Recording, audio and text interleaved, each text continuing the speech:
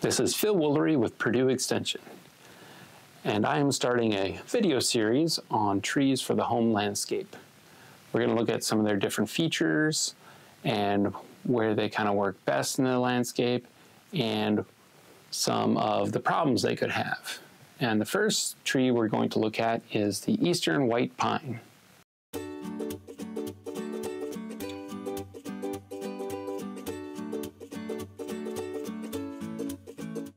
The Eastern White Pine is native to the eastern part of the United States, kind of, northeast, down the Appalachian Mountains over to the Great Lakes states.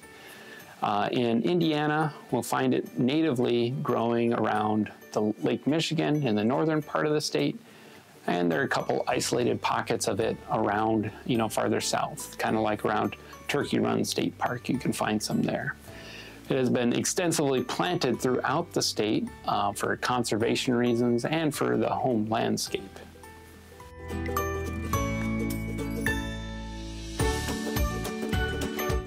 It has medium green needles that are in groups of 5 together off the branch.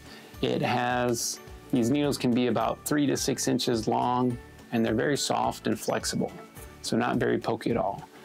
On young trees, the bark is very smooth and kind of a grayish color. As it ages, it gets furrows and kind of can have some blocky texture and kind of dark there. This is a relatively fast-growing species. On the best sites, it can reach over 100 feet tall. If the growing conditions aren't the greatest, it won't reach that size. The mature width can be 20 to 40 feet, depending on growing conditions.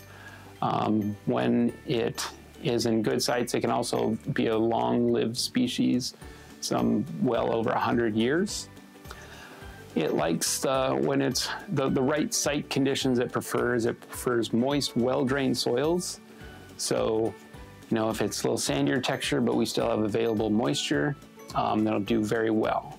If it's too dry and sandy, it'll kind of struggle more.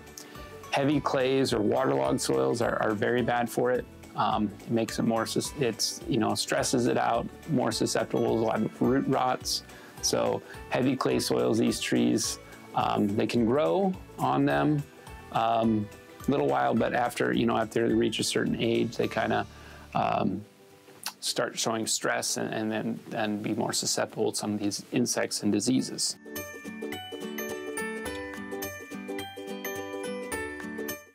There are several insects that can affect the Eastern White Pine. One of the biggest ones, biggest issues would be the white pine weevil, and they will tend to attack. They'll lay their eggs on the top of the growing part there, and they'll eat around that new growing tip and kind of kill it.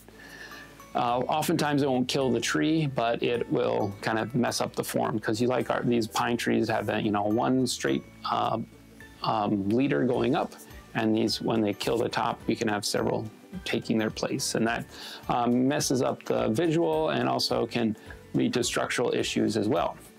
There's other insects, Zimmerman pine moth. They'll attack the trunk. They'll burrow into the larva will burrow into next to a branch. You'll find like a bunch of sap oozing out there. They can affect it. There's other bark beetles that can attack them as well. Usually when those other ones, if the tree is healthy, it's not a huge issue. If the tree is stressed, then we can have issues with that. Some diseases, typically in Indiana, are big ones with the Eastern White Pine are going to be root rots, and there's going to be more susceptible on those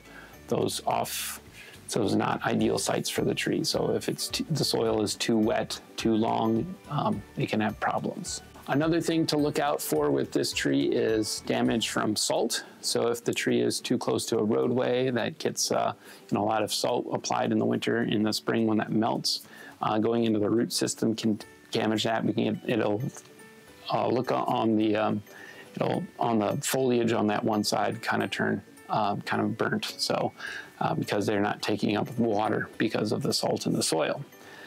The branches can be kind of brittle, so they tend to break more often in like windstorms or ice storms, stuff like that. So you might get some branch breakage there. So that could be a downside for this tree.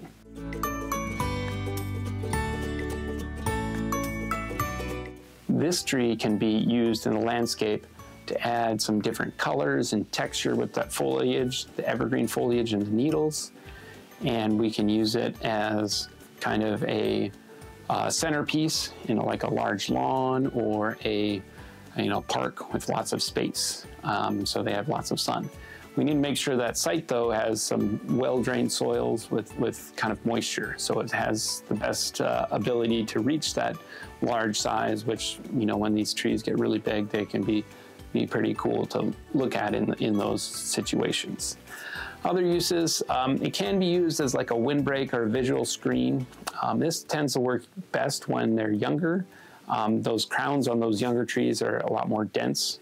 But as that tree ages, it kind of spaces out, and that's due to the kind of shade tolerance. So how much shade it likes. This tree likes more sun, so those lower branches tend to get shaded out, and as they'll die, and so you'll have gaps in there. So it's not kind of the best windbreak tree long term. So there's better things out there for that.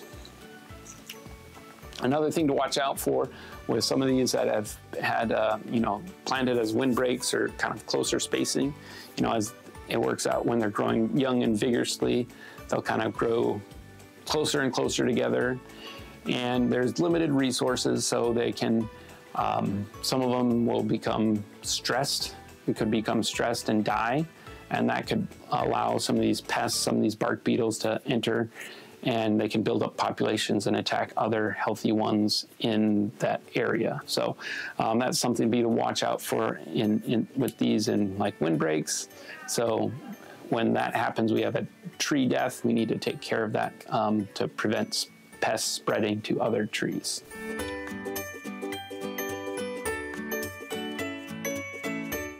There are several different cultivars available for the eastern white pine. Cultivars are just when people notice an individual tree that's kind of growing with a different form or different shape, they can take that as due to genetics, and they can clone those, propagate them, and then they kind of name them, and you can buy them. So there's kind of dwarf varieties where they don't get very big and kind of more of a bush form. Columnar ones, so the branches are held more upright. We've got even there's some weeping ones where the branches all kind of droop down, and very, very interesting thing. So these can be used in different spots because they're not going to get as large as kind of the regular white pines. So we can use them to add interest other spots in the landscape. So those are available as well.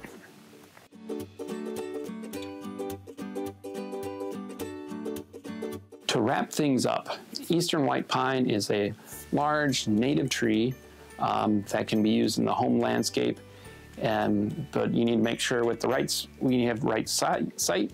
We need some nice well-drained soils with moisture to be able to have it be healthy, to avoid problems with insects and diseases. Also, we need to have enough space for it, so we need to have sunlight for it and room for it to grow. There's also some cultivars that get much smaller, so we can use those in smaller spaces. This has been Phil Woolery with Purdue Extension, and we'll see you next time.